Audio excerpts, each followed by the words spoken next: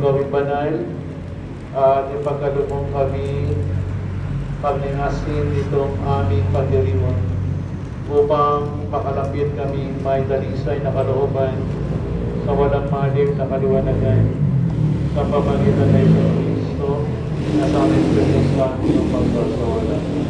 Amen. Paghahanda at pagsisindi ng kandila ng pagkabuhay. Ang kandila ng pagkabuhay ay sumasagisag sa Kristong tulingan ng buhay.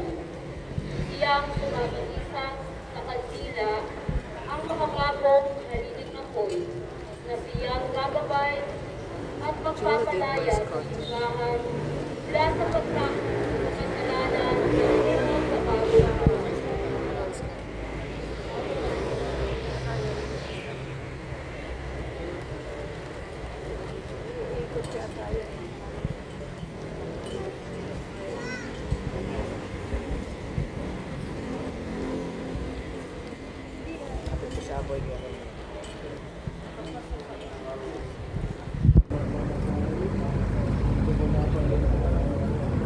Wakas siya ay pantungan, si Jesu Kristo ay nabuhay, ating panahon.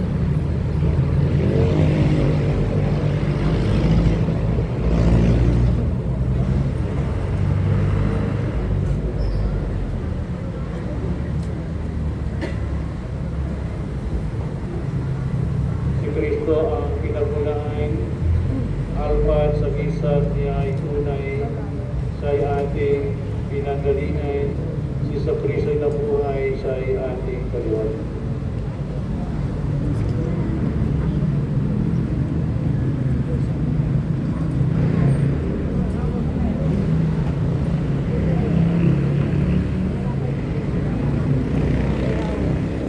Si Kristo ang siyang hantungan, umega ay kaniyang larawan, siya ay ating hantungan, katungunan, Jesu Kristo ay nabuhay, siya ay ating kaliwanagan.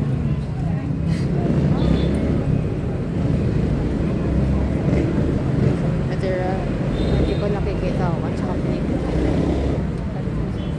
Do you agree? Yes. No, mali yung sagot mo. I agree. Okay. Yes, I agree. I just make it seem clear. Ewan ko sa'yo.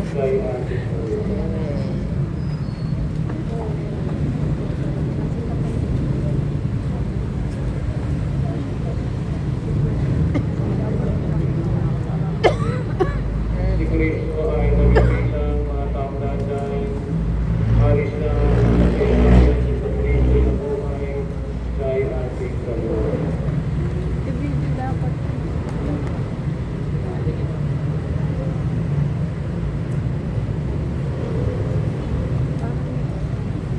What are they doing? I'm Si literally... Kristo ang karangalan ng lahat ng kapangyarihan, What is that? Panginoong dinarangal, si Jesu Kristo ay nabuhay, siya ay ating kaliwanagan.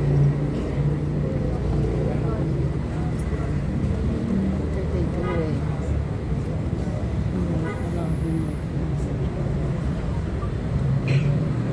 Si Jesu Kristo ay nabuhay, siya ay ating kaliwanagan.